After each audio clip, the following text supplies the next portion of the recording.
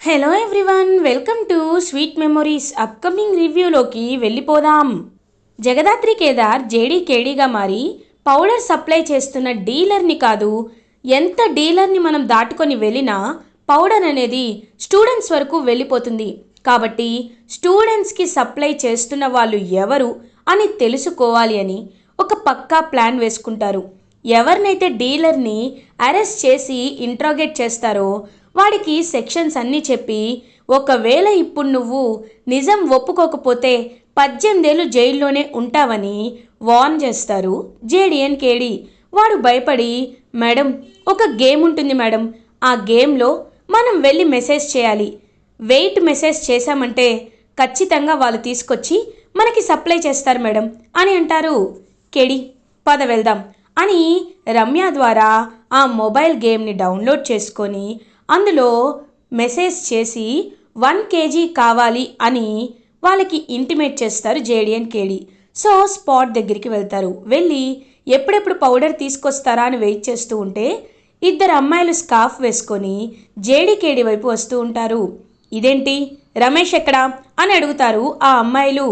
రమేష్కి పనుంది, అందుకే నేను వచ్చాను, 1 kg నాకిచ్చేసేయండి, తీసుకొని వెళ్ళిపోతాను అని అంటుంది జేడీ. ఈవిని చూస్తే చాలా డౌట్గా ఉంది, పద వెళ్ళిపోదాం అని ఇంకా ఆ అమ్మాయిలిద్దరూ పరిగెత్తుకుంటూ వెళ్ళిపోతుంటే ఒక్కసారిగా జేడీ వాళ్ళ వెనకాల పరిగెత్తి ఇద్దరిని బాగా కొడుతుంది. ఇంకా చెంప చెల్లుమనిపించేసరికి ఒక్కసారిగా వాళ్ళిద్దరూ ఆగిపోతారు. ఇంకా అలా ఒక అమ్మాయి స్కార్ఫ్ తీసి చూడగానే ఒక్కసారిగా షాక్ అయిపోతారు జేడీ అండ్ కేడీ. ఎందుకంటే వాళ్ళిద్దరూ కాలేజ్ స్టూడెంట్సే. అదే కాకుండా తను ఎవరు అంటే దివ్యాంక వాళ్ళ చెల్లెలన్నమాట. లైక్ కౌశికికి ఒక కాంపిటీటర్ ఉంటుంది కదా, న్యూస్ ఛానల్కి opposite news channel owner Divyanka, ఆ న్యూస్ ఛానల్లో పనిచేసే దివ్యాంక వాళ్ళ చెల్లెలు. ఒక్కసారిగా ఇంకా జేడీ అయితే తన్ని చూసి షాక్ అయిపోతుంది. వెంటనే పరిగెత్తుకొని తను వెళ్ళిపోవాలనుకుంటే తన్ని పట్టుకొని, ఎందుకు ఇదంతా చేస్తున్నావు, ఎందుకు చేస్తున్నావు, డబ్బు కోసమా, ఏ మీ అక్క దగ్గర చాలా డబ్బులున్నాయి కదా, ఇదంతా చేయడానికి కారణం ఏంటి అని చాలా గట్టిగా నిలదీస్తారు జేడిఎన్ కేడి. మేడం ప్లీజ్ మేడం, మమ్మల్ని వదిలేయండి మేడం, ఈ విషయం నేను చేస్తున్నానని ఇంట్లో ఎవరికి తెలియదు మేడం అని అంటారు. ఇంట్లో తెలియకుండా ఇంత ధైర్యంగా నువ్వు చేస్తున్నావంటే నేను మాత్రం నమ్మను. కానీ నాకు ఒక నిజం తెలియాలి, అసలు నీకు ఎవరు పౌడర్ సప్లై చేస్తున్నారు చెప్పు, చెప్తే నేను వదిలేస్తా, లేకపోతే ఇక్కడికి మీడియా వాళ్ళని పిలిపించి మాస్క్ స్కార్ఫ్ లేకుండా మీ ఇద్దరి మొహాలని సోషల్ మీడియాలో వైరల్ అయ్యేలా చేస్తాను. అప్పుడు మీరు రోడ్డుపై వెళ్తున్నా, కాలేజ్లో వెళ్తున్నా, ఇంతెందుకు మీకు రేపు జాబ్స్ వచ్చి బయటికి వెళ్తున్నా, రేయ్ ఒకప్పుడు ఈ అమ్మాయి పౌడర్ సప్లై చేస్తూ ఉండేది అని అందరూ మిమ్మల్ని అసహించుకుంటారు. చెప్పండి ఏది కావాలి, నిజమా లేకపోతే అసహించుకోవడమా అని అంటుంది జేడీ. మేడం మీ కాలు పట్టుకుంటాం మేడం, వద్దు మేడం, మా పరువు తీకండి మేడం అని అంటారు. చదువుకోవాల్సిన వయసులో చదువుకోకుండా ఇలాంటి ఇల్లీగల్ యాక్టివిటీస్కి హెల్ప్ చేస్తున్న నీకు ఇలాంటి శాస్తి జరగాల్సిందే కదా. అయినా నేను నీకు ఒక ఆప్షన్ ఇస్తున్నాను, నీకు పౌడర్ సప్లై చేసేది ఎవరు నాకు తెలియాలి, తెలిసి తీరాలి అని అంటుంది జేడీ. మేడం అంటే ఎలా చెప్పాలో అర్థం కావట్లేదు మేడం అని అంటారు. చెప్పకపోతే కేడి మీడియాని పిలువు అని అంటారు. వద్దు చెప్తాను, నిజం చెప్పాలంటే మొబైల్ గేమ్ యాప్లో మాకు వెయిట్ ఎంత కావాలి అనేది డీలర్స్ చెప్తూ ఉంటారు మేడం.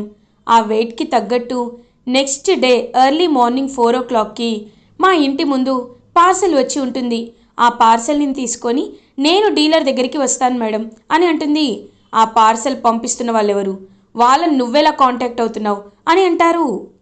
అయినా నిన్ను మాత్రమే వాళ్ళు ఎందుకు టార్గెట్ చేశారు, నీకు మాత్రమే ఈ పనులు ఎందుకు అప్పచెప్తున్నారు అని అడిగేసరికి, మేడం ఒకసారి నేను మా ఫ్రెండ్స్తో కలిసి టూర్కి వెళ్తే అక్కడ నా వీడియోస్ తీసుకొని నువ్వు నేను చెప్పింది చేయకపోతే ఈ వీడియోస్ వైరల్ చేస్తానని నన్ను బెదిరించాడు మేడం, అందుకే అప్పటి నుండి ఇలా చేయాల్సి వస్తుంది మేడం అని అంటారు.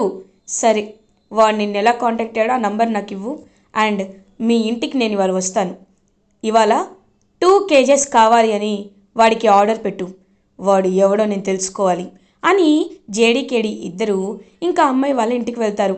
అప్పుడే దివ్యాంక, ఏంటి జేడీకేడి మా ఇంటికి వచ్చారు అని అడుగుతారు. ఏం లేదు దివ్యాంక గారు, మీపై కొంతమంది అటాక్ చేయబోతున్నారని మాకు ఇంటెలిజెన్స్ ఇన్ఫర్మేషన్ వచ్చింది, అందుకే సెక్యూరిటీ కోసం మీ ఇంటికి వచ్చాం అని అంటారు. మీరు కౌశికి కోసమే పనిచేస్తారనుకున్నానే, మా గురించి కూడా ఆలోచిస్తారా అని అంటారు. మేము నీతి నిజాయితీ ఉన్న వాళ్ళ గురించే ఆలోచిస్తామండి, లేని వాళ్ళ గురించి పట్టించుకోం అని అంటారు. What do you mean? I mean Kaushiki గారు నీతి నిజాయితీ కలవారు, అందుకే ఆవిడకి థ్రెట్ ఎక్కువ. థ్రెట్ ఎక్కడుంటే మేము అక్కడ ఉంటాం, ప్లీజ్ మమ్మల్ని మా పని చేసుకొనివ్వండి అని అంటారు. Okay proceed. ఏంటి నవ్య డల్గా ఉన్నావు అని ఇంకా డీలర్ ఆ అమ్మాయిని స్కార్ఫ్ వేసుకున్న అమ్మాయిని అడుగుతూ ఉంటుంది. వాళ్ళ చెల్లెలే కాబట్టి దివ్యాంక. ఇంక తనేమో టెన్షన్ పడుతూ ఉంటే కాలేజ్లో ఏదో చిన్న గొడవ ఉంటుంది అని చెప్పి కవర్ చేస్తారు జేడీకేడి. ఇంకా అలా ఎర్లీ మార్నింగ్ అవుతుంది. జేడీకేడి ఇద్దరు ఇంకా అలా సీక్రెట్గా ఒక పొదలో దాక్కొని ఎవరు వచ్చి అక్కడ పార్సల్ ఇచ్చి వెళ్తున్నారు అని వెయిట్ చేస్తూ ఉంటారు. కరెక్ట్గా అప్పుడే ఒక వ్యాన్ వస్తుంది. ఆ వ్యాన్లో నుండి ఒక మనిషి కిందకి దిగి ఇంకా పోస్ట్ బాక్స్లో ఆ పార్సల్ని పెట్టి అక్కడి నుండి వెళ్ళిపోతూ ఉంటాడు. వెళ్తూ వెళ్తూ వెనక్కి తిరిగి చూసేసరికి ఒక్కసారిగా ఫేస్ని చూసి జేడీకేడి షాక్ అయిపోతారు. ఎందుకంటే అక్కడ ఉండేది మీనన్ కాబట్టి.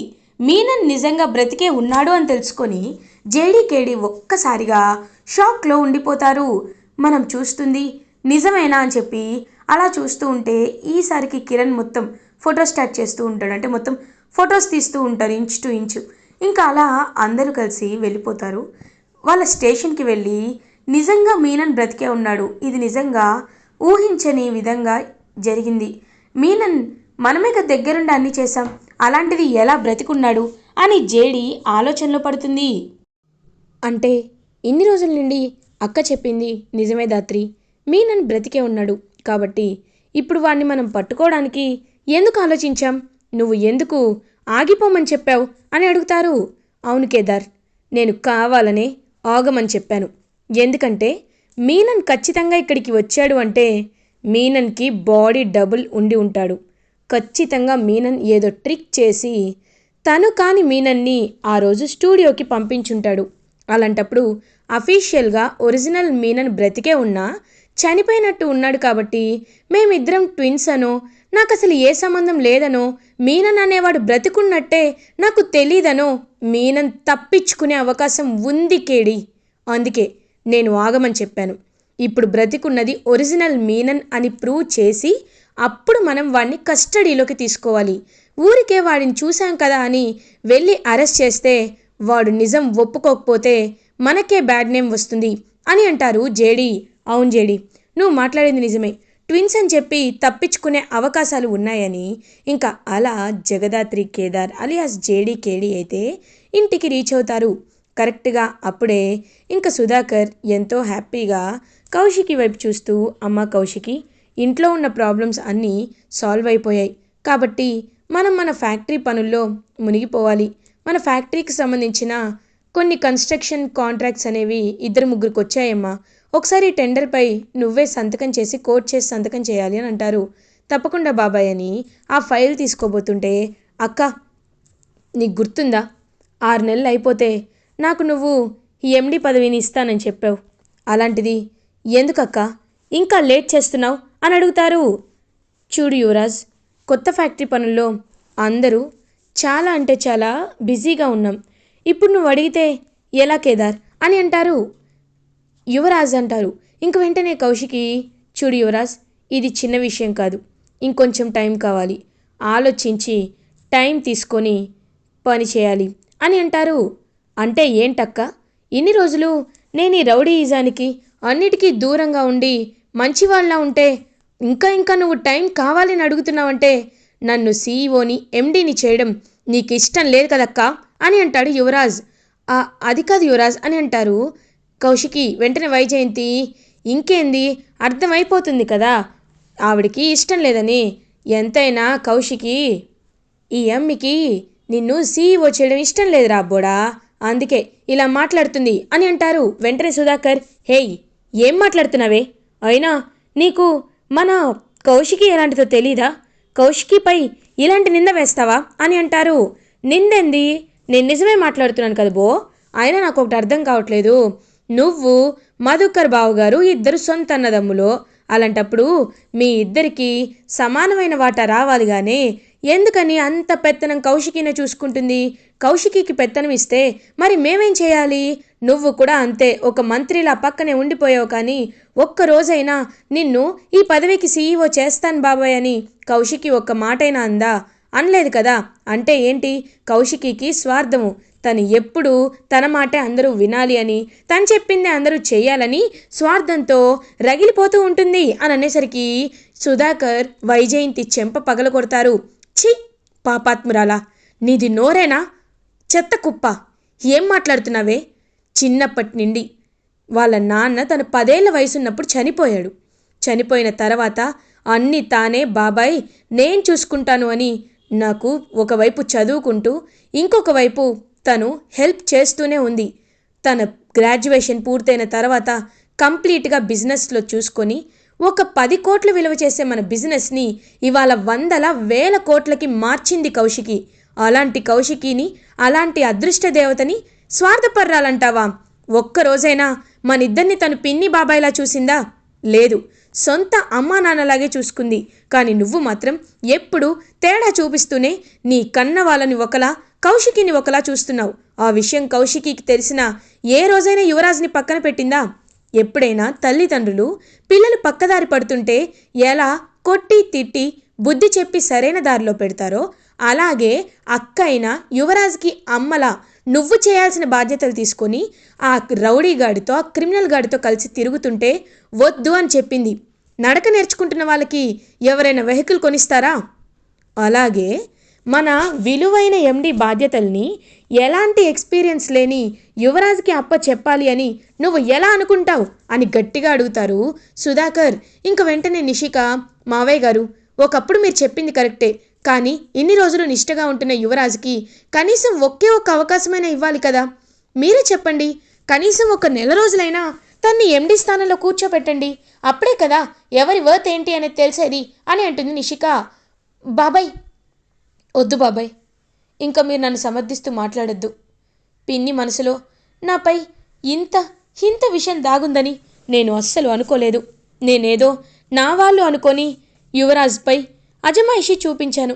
కానీ అది వీళ్ళకి ఒక బానిసత్వంలా కనిపించిందని ఇప్పుడే నాకు అర్థమవుతుంది బాబాయ్. అందుకే నేను ఒక నిర్ణయానికి వచ్చాను. మా నాన్నగారు చెప్పినట్టే ఈ ఆస్తిని నేను మా నాన్నగారి వీలునామా ప్రకారం అందరికీ సమానంగా రాస్తాను. కానీ మీకు పుట్టిన మొదటి బిడ్డకి మాత్రం ఎక్కువ శాతం ఆస్తి వెళ్ళేలా, 50% ఆస్తి వెళ్ళేలా ఇందులో రాసి ఉంది కాబట్టి అని కేదార్ దగ్గరికి వస్తుంది. యువరాజ్, అక్క వాడి దగ్గరికి వెళ్తున్నావేంటి అని అడుగుతారు. వైజయంతి కూడా ఏందమ్మీ ఇప్పటి వరకు అలా మాట్లాడి ఆ కేదార్ దగ్గరికి వెళ్తున్నావేంటి అని అడుగుతుంది. ఉండండి పిన్ని చెప్తాను. చూడు కేదార్, ఒకటి మాత్రం నిజం, నువ్వు ఇంటి వారసుడివా కాదా అనే విషయం నీకు, నాకు, అందరికీ తెలుసు. కానీ ఆ విషయాన్ని ప్రపంచమంతా నమ్మాలి అంటే నువ్వు నీ వారసత్వాన్ని ప్రూవ్ చేసుకోవాలి. మొన్న ప్రూవ్ చేసుకోవాలి అనుకున్నావు, కానీ కొన్ని విషయాల్లో కొంతమంది అడ్డుపడడం వల్ల, కొంతమంది అన్యాయం వల్ల, కొంతమంది కుట్రల వల్ల నువ్వు ఇలా చేయగలిగావు. నీ ఉనికిని నువ్వు చాటుకోలేకపోయావు. కాబట్టి ఇప్పుడు చెప్తున్నాను, ఖచ్చితంగా నువ్వు ఇంటి వారసుడివని నువ్వే నిరూపించుకోవాలి కేదార్, నిరూపించుకోవాలి. అప్పుడు ఈ ఆస్తి ఎవరెవరికి ఎంతెంత చెందుతుందో అంతా రాస్తాను. ఇంకప్పుడు ఎవరి గురించి ఆలోచించక్కర్లేదు. ఎవరి బిజినెస్ వాళ్ళు చూసుకోండి, ఎవరి పని వాళ్ళు చేసుకోండి. కేదార్, నేను నిన్ను నమ్ముతున్నాను అని అంటారు. అమ్మీ నువ్వు మాట్లాడుతుంది చాలా తప్పు అమ్మీ, ఏదో అడ్రస్ లేనోడు అని అనేసరికి ఆపో అని అంటారు సుధాకర్. ఎవరు అడ్రస్ లేనివాడు? కేదార్ గురించి నీ మనస్సాక్షిని అడుగు, నీ గుండెలపై చేసుకొని అడుగు. తెలుసు కదా, నిజాలు బయట పెట్టకపోయేసరికి నీలాంటి వాళ్ళకి నోరు పైకి లేస్తోంది. కౌశికి చెప్పిందని కాదు. కేదార్, నువ్వు వారసత్వాన్ని నిరూపించుకుంటావని ఖచ్చితంగా నేను నమ్ముతున్నాను అని అనేసరికి జగదాత్రి కేదార్ ఇద్దరూ పాపం చాలా అంటే చాలా హ్యాపీగా ఫీల్ అవుతారు. మావయ్య గారు, ఒకటి మాత్రం నిజం, కేదార్ ఇంటి వారసుడు అని తెలియాలంటే మా దగ్గర ఏ సాక్ష్యం లేదు. ఆ రోజు డైరీ దొరికింది, కానీ ఆ డైరీని కావాలనే వేరే వాళ్ళు పెట్టారో లేకపోతే నిజంగా అత్తయ్య గారు, సుహాసిని అత్తయ్య గారు రాశారో తెలీదు. కాబట్టి నేను ఒక నిర్ణయానికి వచ్చాను. వారసత్వాన్ని నిరూపించుకోవాలంటే ఉన్న ఒకే ఒక మార్గం డిఎన్ఏ టెస్ట్. ఆ రోజు వైజయంతి అత్తయ్య గారి వల్ల ఆగిపోయిన డిఎన్ఏ టెస్టు ఖచ్చితంగా జరగాలి, జరిగి తీరాలి అని అంటారు. తప్పకుండా తప్పకుండా జరిపిస్తామని చెప్పి ఇంకా అలా Sudhakar and Kedar DNA samples like blood శాంపిల్స్ని తీసుకుంటారు. తీసుకొని ఉండేసరికి వైజయంతి మాత్రం అమ్మో ఇప్పుడు వీడు ఈ ఇంటి వారసుడని తేలిపోతుంది, అయినా ఇదంతా నా కర్మ అని చూస్తూ నిషిక వాళ్ళ వైపు చూస్తూ ఉంటుంది. నిషిక వాళ్ళేమో అయినా ఎవరి ధ్యాసలో వాళ్ళు ఉన్నారు, అనవసరంగా వీళ్ళ గురించి మనం టాపిక్ తీసాం. అయినా అత్తయ్య గారు మీరేనండి, మీ వల్లే ఇదంతా జరిగింది. యువరాజ్ ఏదో అడుగుతున్నాడు కదా, మీరేమో కౌశికిని ఆస్తి గురించి అడిగారు. ఇప్పుడు చూడండి మొత్తం ఓపెన్ అయిపోయింది. ఎప్పుడైనా తెగే వరకు లాగద్దు అంటారు కదా, ఇప్పుడు తెగిపోయింది. ఎవ్వరేం చేయలేరు, ఈ డిఎన్ఏ టెస్ట్ని ఆపలేరు, ఎవ్వరేమీ చేయలేరు అని ఇంకా అలా అక్కడి నుండి వెళ్ళిపోతుంది కోపంగా నిషిక. ఇంక వెంటనే అలా చక్కగా డిఎన్ఏ టెస్ట్ అయితే తీసుకొని మొత్తం రిపోర్ట్స్ అయితే పంపిస్తారు. 3 డేస్లో రిపోర్ట్స్ వస్తాయి సార్, ఖచ్చితంగా మీరు తెలుసుకోవచ్చు అని ఇంకా అలా అక్కడి నుండి ఆ ల్యాబ్ టెక్నీషియన్ వెళ్ళిపోతారు. ఇంకొక 2 రోజుల్లో నేను ఇంటి వారసున్నని ప్రూవ్ అయిపోతుంది దాత్రి, నా పేరు వజ్రపాటి కేదార్ అని అందరూ పెడతారు. నిజంగా చాలా హ్యాపీగా ఉంది దాత్రి అని ఎంతో హ్యాపీగా ఫీల్ అవుతాడు కేదార్. ఇలా ఎపిసోడ్ ఎండ్ అవుతుంది. ఫర్దర్ ఎపిసోడ్ రివ్యూస్ ముందుగా మీకు కావాలి అనుకుంటే మా ఛానల్ని సబ్స్క్రైబ్ చేసుకోండి. Thanks for watching.